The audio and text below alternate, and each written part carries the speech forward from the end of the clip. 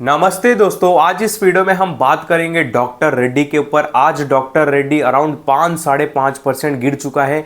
क्या हमको इस मौके का फ़ायदा उठाना चाहिए इस गिरावट में या नहीं उठाना चाहिए, अवॉइड करना चाहिए, क्या करना चाहिए, इसके ऊपर हम डिस्कस करेंगे। ठीक है, डॉक्टर रेड्डी का अभी प्राइस चल रहा है 1225 के आसपास और आज इसका लो था 1203 और ये अपने 52 वीक लो के काफ़ी करीब दिखाई दे रहा है। ठीक है, यहाँ पे सुबह से तो इसमें थोड़ा रिकवरी देखने के लिए मिला है, क्योंकि रिकवरी इसके लिए बोल रहा हूँ क्योंकि यहाँ पे जब हम इंडेक्स देखते हैं निफ्टी फार्मा तो उसमें भी रिकवरी देखने के लिए मिला, पर अभी गिर रहा है। पर यहाँ पे डॉक्टर रेड्डी अभी गिर नहीं रहा है, तो ये एक अच्छे स्टॉक की खासियत रहती है। काफ़ी अच्छा स्टॉक है, इंडिया के one of the largest pharma company में आता है, टॉप 5 फार्मा कंपनी में आता है, स्टैंडर्ड कंपनी है, A1 कंपनी है और जनरिक नहीं, मतलब स्टैंडर्ड कंपनी भाई डॉक्टर रेड्डी। आपके पास मेडिसिन रहेगा, जाके मेडिकल शॉप वगैरह पे पूछना डॉक्टर रेड्डी स्टैंडर्ड है या जनरिक है, आपको बताएगा, वो बोलेगा स्टैंडर्ड है। ठीक है, तो काफ़ी अच्छी कंपनी है। फाइनेंशियली बात करूँ तो काफ़ी स्ट्रांग है। ये सारी बात इतना तो देखने लायक नहीं है, क्या रिजर्व है, क्या ROC है, सारी बातें ठीक है। यहाँ पे स्टॉक का प्राइस क्यों गिरा, क्योंकि इसका ऑपरेटिंग प्रॉफिट देखे तो गिरता हुआ दिखाई दे रहा है ईयर ऑन ईयर और क्वार्टर एंड क्वार्टर के बेस पे। ठीक है, और जो अनुमान था अनुमान के मुताबिक इसका रिजल्ट नहीं आया, जिसकी वजह से स्टॉक का प्राइस गिरते हुए दिखाई दे रहा है। ठीक है, अब बोलोगे कि अनुमान लगाता कौन है?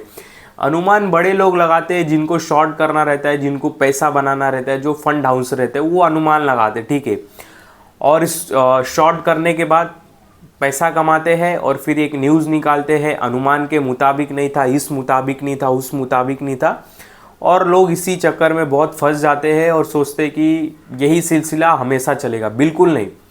निफ्टी फार्मा का इंडेक्स अगर चलता है कल को कल तो ये भी चलेगा, डॉक्टर रेड्डी भी चलेगा। ठीक है, ये एक शॉर्ट टर्म इम्पैक्ट था जो कि हो गया, रिजल्ट पे इसने रिएक्ट कर दिया।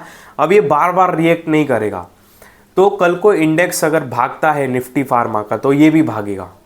अगर इसके लिए कल को अच्छी न्यूज़ आती तो चलेगा। जो इसको रिएक्ट करना था मेरे ख्याल से कर दिया है, और आने वाले टाइम में अगर निफ्टी प्रेशर में रहता है तो ये भी हल्का फुल्का प्रेशर में रहेगा, कुछ बड़ी बात नहीं। ठीक है, तो मेरे बोलने का मतलब ये है कि ये स्टॉक अभी मार्केट के फ्लो के साथ चलेगा, इसमें उतना पैनिक क्रिएट करने वाली बात नहीं है। और यहाँ पे मैं रिजल्ट भी थोड़ा हाईलाइट कर देता हूँ। दिसंबर 2024 में 8,381 करोड़ का इन्होंने सेल्स किया। ईयर ऑन ईयर कंपेयर करूँ तो पिछले ईयर में इनका 7,237 करोड़ था, जो कि बढ़ के अभी 8,381 करोड़ हो गया। दिसंबर 2023 के क्वार्टर में 1,381 करोड़ का नेट प्रॉफिट था, जो कि बढ़ के अभी 1,404 करोड़ का नेट प्रॉफिट दिखाई दे रहा है। ठीक है, तो ये कुछ है, डिसेंट है, ठीक है रिजल्ट अनुमान के मुताबिक। Global sales, America Russia Ukraine war, बहुत सारे चीज़ें हैं जिसकी वजह से लोगों ने माल बेच दिया है। ठीक है, तो ये सारे कुछ इसके है कुछ हिसाब किताब जिसकी वजह से स्टॉक का प्राइस प्रेशर में दिखाई दे रहा है। बट मेरे ख्याल से इतना हमको डीप नहीं सोचना चाहिए कि इसका ऑपरेटिंग प्रॉफिट मार्जिन 1% गिर गया, 1.5% गिर गया। ठीक है, 20 के पी पे ट्रेड कर रहा है। इंडस्ट्री की पी बात करूँ 36 का, ROC काफ़ी अच्छा है, 1 लाख करोड़ का मार्केट कैप है, काफ़ी स्टेबल कंपनी है। ठीक है, और यहाँ पे बीच में इसने अच्छी खासी रैली भी दी थी। आफ्टर स्प्लिट तो बेचारा थोड़ा मर गया है। बिफोर स्प्लिट बात करूँ तो मुझे अभी भी याद है 2600 के लेवल इसके बहुत अच्छे थे, मतलब अभी बिफोर स्प्लिट के हिसाब से हिसाब लगाओ तो अभी 2500 के लेवल से चल रहे हैं। ठीक है, 2500 के लेवल पे तो ठीक है, काफ़ी स्टेबल है, कोई दिक्कत वाली बात नहीं है। और आफ्टर स्प्लिट के बाद थोड़ा ये बेचारा सुस्त हो गया है। रीज़न क्या है? रीज़न ये है कि आफ्टर स्प्लिट के बाद स्टॉक की लिक्विडिटी बढ़ जाती है, क्वांटिटी बढ़ जाती है। ठीक है, क्वांटिटी बढ़ने के बाद, लिक्विडिटी बढ़ने के बाद मार्केट में बाय सेल बहुत होने लगता है। ठीक है, बाय भी सेल भी, मेरे वर्ड्स ध्यान से सुनना। तो लिक्विडिटी बढ़ने की वजह से स्टॉक का प्राइस थोड़ा हो ही जाता है धीमा। और एक तो फार्मा की ये हैवी लार्ज कैप कंपनी है, बार बार तो ऐसा नहीं कि भागते ही जाएगा। ठीक है, इनका भी एक टाइम साइकिल है। एक टाइम फार्मा का जो टाइम साइकिल था, इंडेक्स उठा के देखो या कोई भी स्टॉक उठा के देखो, फार्मा नहीं सॉरी, एक IT का एक टाइम साइकिल था। 265 दिन तक एक ही रेंज में थे वो, 265, 300 दिन, 700 दिन, 500 दिन, ऐसे एक ही रेंज में थे। तो सबका एक टाइम साइकिल भी होता है। ठीक है, तो इनका एक टाइम साइकिल था, अच्छी रैली दी, फिर एक मेरे को लगता है कि अभी एक कंसोलिडेशन फेस आ रहा है। ठीक है, पर तो भी अभी भी लोगों का फार्मा पे बहुत भरोसा है, क्योंकि देखो ये एक डिफेंस स्टॉक है, ज़्यादा गिरता नहीं है और ज़्यादा तेज़ी से आपको बढ़ता हुआ भी नहीं दिखाई देगा, ठीक है। काफ़ी स्टेबिलिटी प्रोवाइड कराता है। इसके वजह से इसमें देखोगे तो एफ की होल्डिंग 40% है, प्रमोटर्स की होल्डिंग 26 है, म्यूचुअल फंड की होल्डिंग 11 है और अदर डोमेस्टिक की होल्डिंग इसमें 11 है। रिटेलर्स की होल्डिंग काफ़ी कम है, ठीक है। ये एक मैं वन शॉट में सीधा बोलूँगा, ज़्यादा घुमा फिरा के बातें नहीं करूँगा।